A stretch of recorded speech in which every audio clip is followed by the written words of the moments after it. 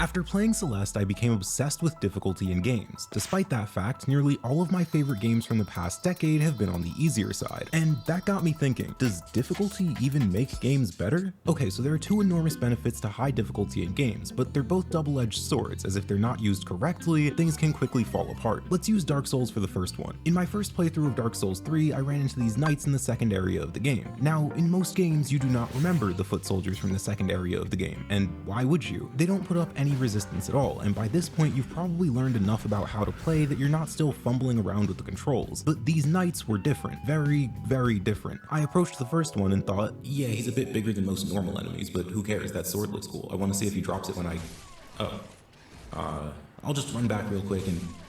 Okay, what's going on here? I was genuinely confused, and eventually I came to the most logical conclusion I could. Oh, I get it, that's just a mini-boss. I'll avoid that until I get stronger, and then...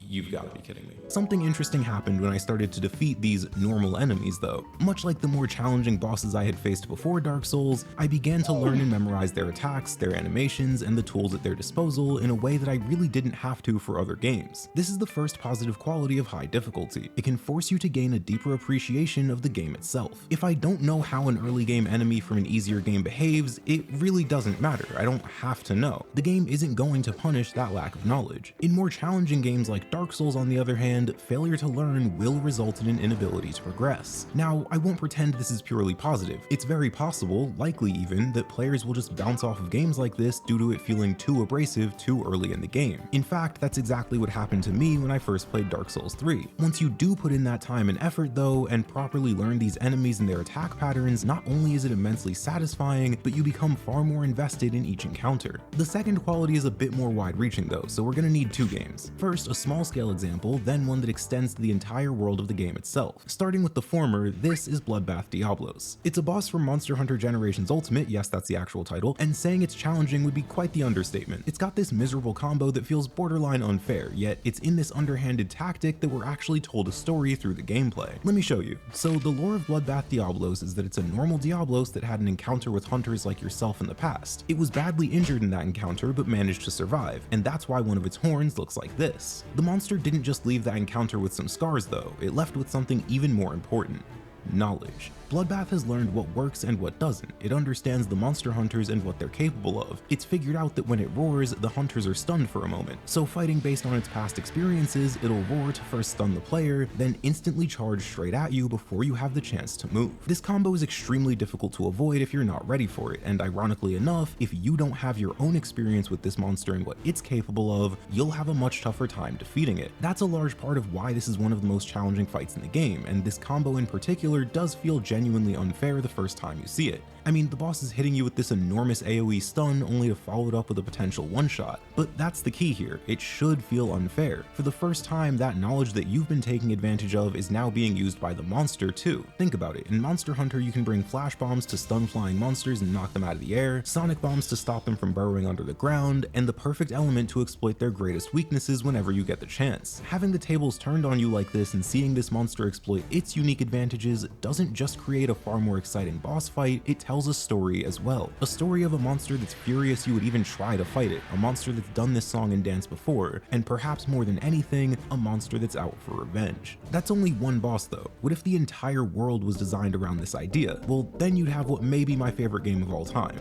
Xenoblade X. Xenoblade X takes place a few decades in the future. Earth is gone and the final remnants of humanity have crash-landed on a planet called Mira. One of the major themes of this game is how dangerous this planet is. In most of the side quests and of course through the main story, you're constantly reminded of this fact. But where X takes things a step further is in its ability to actually display this danger through the gameplay. There are hundreds of enemies throughout this world that will have absolutely no trouble dropping your HP bar to 0 long before you even realize what just happened. One wrong step and you'll find yourself in a cave surrounded by bugs the size of large dogs, each of which are twice your level and extremely aggressive towards intruders. Perhaps you'll be fighting one enemy only for another one to introduce itself and instantly wipe your entire party. difficulty. Or my personal favorite, maybe you'll fast travel and spawn next to a level 92 walking volcano with 4.5 million HP. All of these seem comically unfair in the moment, especially that last one, but they exist for a reason. Mira isn't supposed to be safe or predictable or comfortable. It's supposed to be so outlandishly dangerous that entire squads of elite soldiers get wiped out from just a bit of bad luck. Furthermore, levels can be deceiving as well. A level 10 enemy may seem weaker than you if you're level 15, however, if that level 10 enemy is more than 20 times bigger than you, its stats are going to represent that. Predictability is not a privilege awarded to the player on Mira, and it shouldn't be. This forces the player to learn and adapt much like other challenging games, and not just to the bosses, but to the world itself. As you learn, you start to treat the world with the respect that it deserves. You'll think to yourself, oh wait, I can't go there, that's the territory of this super powerful monster and I don't want to bother it. For 95% of this game, you don't master the world and bend it to your will. You learn, you adapt, and you work around it. There's this idea of ludonarrative dissonance in games. A boss will be touted as the most powerful fighter in the city only to lose to 3 water type attacks, or a character will absolutely refuse to kill anyone no matter what in the story and then do this to the first foot soldier they see in the gameplay.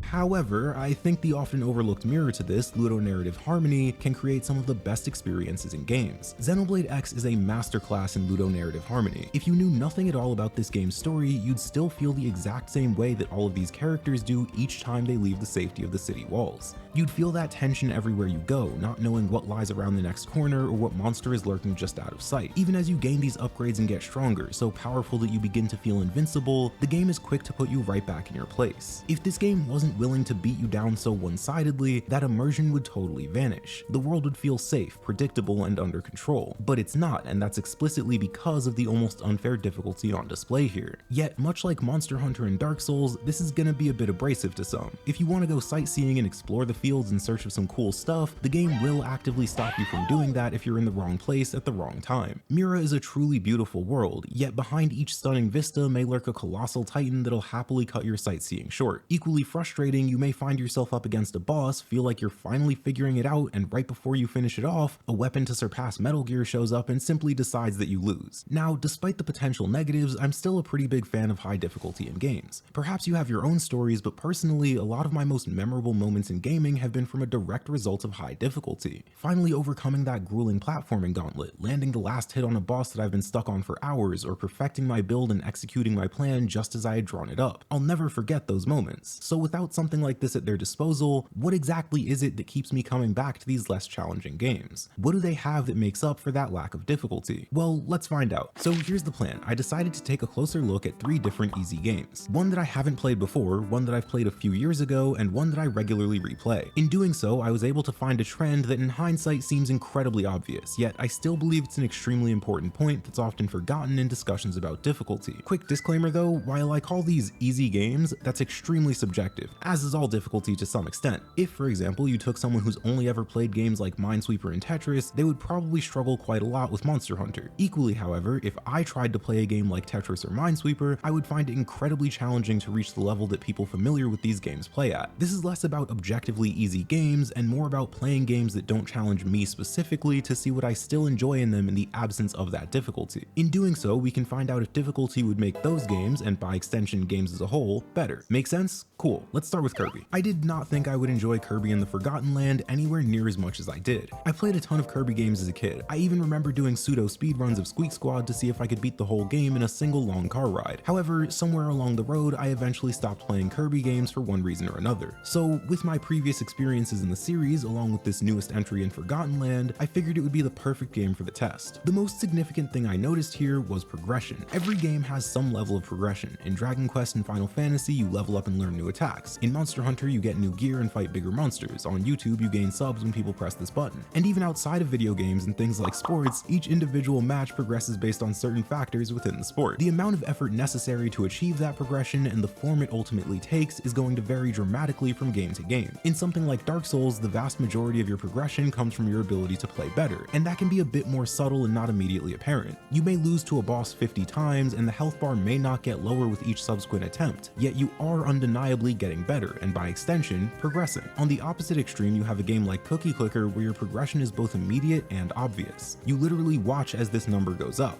Every action you take leads to visible progression in the game. This is part of why I think progression in more challenging games is so satisfying. All of that progress is released in one single moment. Now, Kirby is obviously not on the level of Cookie Clicker, but its progression is still extremely consistent. First, there are the Waddle Dees. You need to collect them to access each boss, and you gain them from completing stages. However, if you want, you can also get even more of them by completing specific tasks within each stage. These can occasionally be a little harder than merely reaching the end of the stage. Still, a lot of the time, they're as simple as eat some snacks off of tree stumps. These Waddle Dees will build up the town in the early game and unlock challenge levels throughout. These are special bonus stages that grant you the second major form of progression, rare stones. These stones let you upgrade your copy abilities to newer, stronger forms. The bomb, for example, turns into the chain bomb that can link multiple bombs together for larger explosions. These upgrades aren't simple damage increases either, they actively change the way you play the game. Finally, you've got the variety both in the stages and the abilities that you can use. The new ability to turn into anything from cars to metal pipes is explored brilliantly. These allow for astonishingly unique styles of play that constantly have you asking what kind of wacky segment could be waiting for you around the corner. You'll see an arch and think, what is that supposed to do? And suddenly this Kirby game turns into a game about gliding through the air. Then you'll see a metal pipe that'll turn it into a 2D auto-scroller. Even the copy abilities have their own outlandish ideas, like the spikes emulating Katamari Damacy. And I think ultimately that's why I enjoy this game as much as I do, in spite of the lack of difficulty. It's so much fun to see what waits for you around the next corner and what tricks the developers are going to pull out of their hats. That, along with the constant and stable progression, makes for an adventure that feels like pure concentrated joy.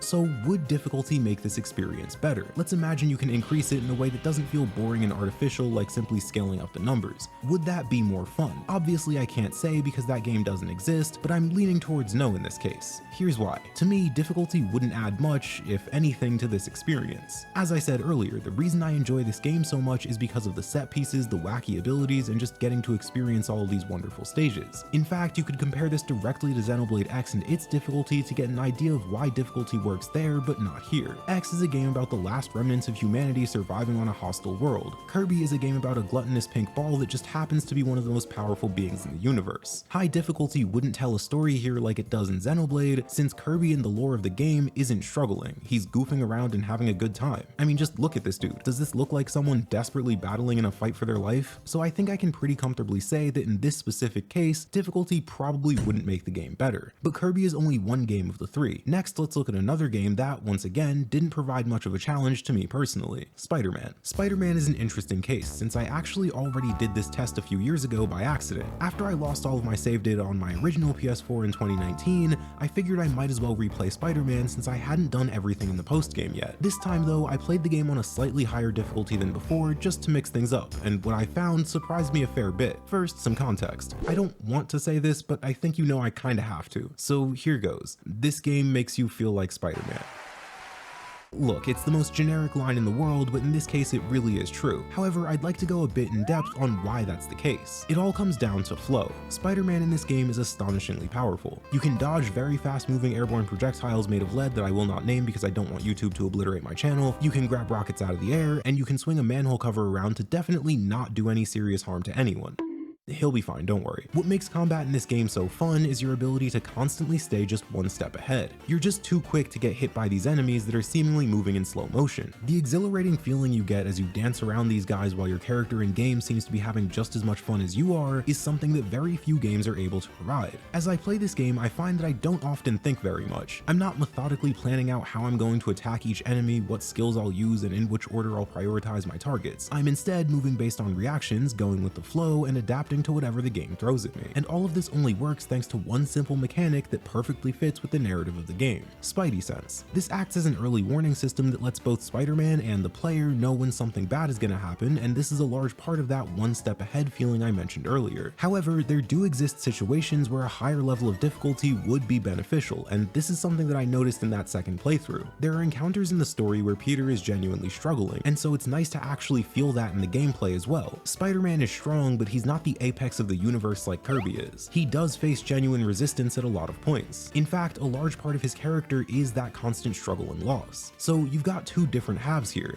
One half is this exciting, flashy combat that neither you nor the character is taking super seriously, while the other is the fundamental struggle that comes with facing these sometimes city-destroying forces. That contrast is a ton of fun. However, it really complicates the problem of, will difficulty make this game better? Because here, I think the answer is both yes and no at the same time. You see, in my first playthrough, I felt that ludonarrative harmony when fighting, swinging around the city, and just playing the game in general. Yet hints of dissonance began to creep in on the more over-the-top and cinematic fights. I then faced the opposite problem in my second playthrough, where those dramatic fights felt perfect, but Spiderman, the guy who can stop a moving train and grab helicopters out of the sky, getting KO'd by a random grunt's right hook, felt a little off. In spite of this, Spider-Man actually gets us much closer to answering that question, and I think everything will become clear when we take a look at the final game, Tears of the Kingdom. Tears of the Kingdom is one of the best video games ever made. There's no real denying that fact. The difficulty of this game, however, is a bit less defined. Part of what I love about Tears is how dynamic its difficulty is. Let me give you an example. This is an overworld boss. It's a walking campsite with bokoblins riding on it. While it can be a bit tricky, there are plenty of ways to get through this encounter. One option is simply sprinting straight up to the boss and using your ascend ability to jump through the floor and attack the enemies on top. You could also light some grass on fire and use the updraft to launch yourself into the air and shoot some arrows, or descend down onto the platforms. And if you're feeling really creative, you might choose to recreate the GD0950 Hresvelg, attach cannons to it, and rain down fire from the skies.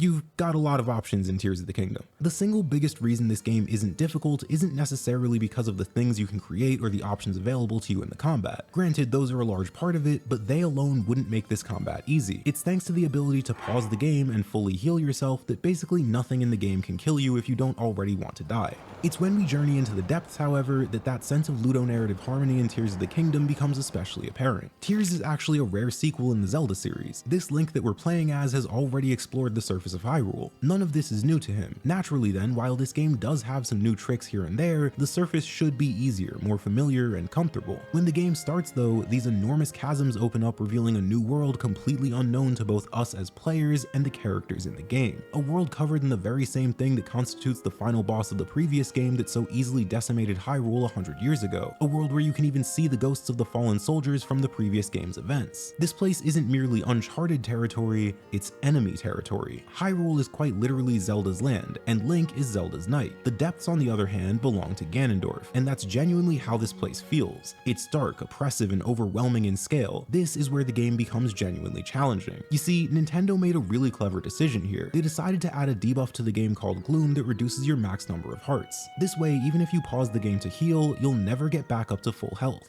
Adding on to this is the fact that unless you have special curatives that are relatively rare, the only way to restore this debuff is by leaving the underground and returning to the surface. Finally, to complete this nightmarish combo, there are two methods by which you obtain Gloom. First, the black and red substance all over the ground here that shares the same name will begin to gradually lower your max health if you stand on it for too long. And second, the enemies here will inflict Gloom with each hit. All of this together make the depths genuinely threatening and hostile. They're almost like the planet Mira in Xenoblade X. However, above ground is closer to Kirby. It's as though both worlds, and crucially both levels of difficulty, exist at the same time. Within this lies the fact that ties this whole idea together. We've been asking the wrong question. I'm not a game designer, so obviously I can't teach you about how to, well, design a game, but I am a video editor. I can tell you that video editing, perhaps much like game design, is all about using the correct tools for the job. I could add a million flashy transitions and sound effects to every video, though as the great and wise Professor Oak once said, there's a time and place for everything. I think game design is similar. Speaking from a player's perspective, a game could be crazy difficult, yet what matters to me is less about how difficult the game is and more about why it's so challenging. What feeling were the devs trying to convey? How powerful or weak am I supposed to feel? The reason I was able to enjoy these games in spite of their lack of challenge was the fact that their level of difficulty matched the feelings they were trying to convey. Kirby's lack of difficulty added to the lighthearted, whimsical atmosphere of the game. Spider-Man's allowed me to truly experience what it might be like to don the mask and swing around in New York City for a bit. But on the opposite end of the spectrum, the challenge in Xenoblade X forced me to truly understand just how dangerous the planet Mira was firsthand. The seemingly impossible climb of Celeste perfectly represented the seemingly impossible mental trials that the main character had to overcome. So Does difficulty actually make games better? Yes, it does. Or perhaps a better way to say it is, difficulty can make games better. But it does not exist as a catch-all solution. It's not a magical wonder mechanic that instantly improves any game. It, much like everything else, is a tool. One that, if used in the correct amount, can create experiences and feelings that only this medium can provide. But crucially, one that's not always necessary.